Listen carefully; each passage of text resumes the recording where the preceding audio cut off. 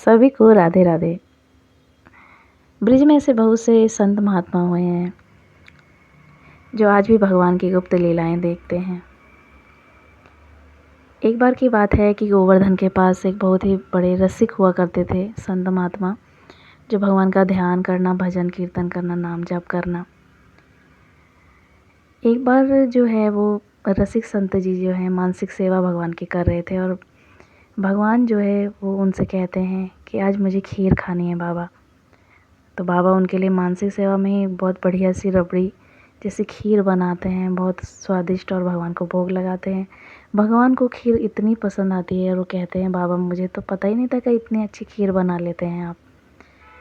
और वो रसिक बाबा सिर्फ पूरे दिन में एक बार छाछ पिया करते थे, वो भी ब्रजवासियों से मांग के। तो भगवान कहते भी हैं कि इतना अच्छा खीर आप बनाए हैं, और मुझे तो लगा था कि बस आप एक बार छाछ पीते हैं तो आपको खीर का स्वाद कैसे पता होगा। तो वहाँ पे जो है वो बाबा से कहते हैं कि आप भी खाइए खीर। तो बाबा पहले मना करते हैं कि नहीं मुझे अपच हो जाएगा। तो भगवान जो है कहते हैं नहीं आपको खीर खाना होगा, और उनके मुख पर खीर का बर्तन जो है लगा देते हैं और वो रसिक बाबा भी खीर खा लेते हैं। उन्हें इतनी अच्छी लगती है खीर की वो बहुत ज़्यादा ही खीर खा लेते हैं। उसके बाद भगवान जो है अंतर ध्यान हो जाते हैं और बाबा की तबीयत बिगड़ जाती है। वहाँ पर जो है गोवर्धन के पास जो है एक मंदिर के जो गोस्वामी जी होते हैं, उन्हें पता लगता है कि रसिक संत बाबा की तबीयत ख़राब हो गई है। पूरे ब्रिज में शोर मच जाता है कि बाबा की तबीयत ख़राब हो गई है। तो गोस्वामी जी जो है एक वैद्य जी को भेजते हैं उनके पास, संत जी के पास। तो वहाँ वैद्य जी जब उनकी नाड़ी देखते हैं तो बताते हैं कि बाबा आपने क्या खीर खाई थी आज। तो वहाँ पर बाबा कुछ नहीं बोलते हैं। ब्रजवासी कहते हैं कि नहीं ऐसा कैसे हो सकता है, बाबा तो सिर्फ दिन में एक बार छाछ पीते हैं, वो खीर कैसे खा सकते हैं, और वो तो ना कहीं जा रहे हैं ना उनके पास कोई खीर लेके आया, तो ऐसा कैसे हो सकता है। जब वैद्य जी बोलते हैं कि अगर ऐसा नहीं है, अगर इन्होंने खीर नहीं खाई होगी तो आज ही मैं जो है वैद्य का उपचार करना बंद कर दूँगा, मैं आज के बाद किसी का उपचार नहीं करूँगा। तो सत्य बताइए बाबा जी। और बाबा जी जो है वो मौन हो जाते हैं, कुछ नहीं बोलते। वहीं पर ब्रजवासियों का विश्वास कम हो जाता है और बाबा जो है अपनी साधना भक्ति को उजागर नहीं करना चाहते थे, इसीलिए वो किसी से वो बात नहीं बताते हैं, मौन हो जाते हैं।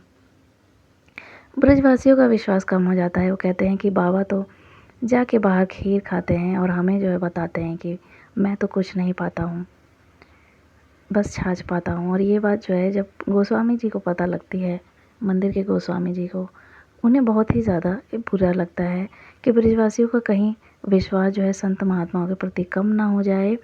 और वो जानते थे कि वो गुप्त लीला जो है भगवान के साथ, संतों के साथ ऐसी गुप्त लीलाएं हो जाती हैं जहाँ पे वो उस लीला को प्रकट नहीं करते हैं।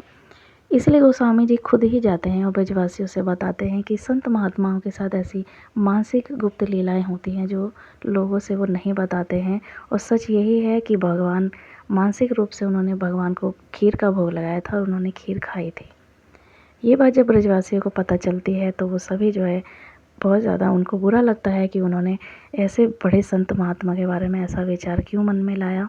और वो ये की माफ़ी भी मांगते हैं और वहीं पर जो है वो ये जानते हैं कि हाँ ज़रूर बाबा के साथ भगवान ने लीला की होगी। तो दोस्तों ऐसे बड़े बड़े रसिक संतों को हमारा प्रणाम है। और ऐसी बहुत सी लीलाएं होती हैं जो वो गुप्त भी रखते हैं, सबके आगे नहीं बताते हैं, क्योंकि वो उनकी एक आराधना और उनकी साधना होती है। तो ऐसे बड़े बड़े महान संतों को हमारा प्रणाम, कोटि कोटि प्रणाम। और प्रेम से बोलिए राधे राधे।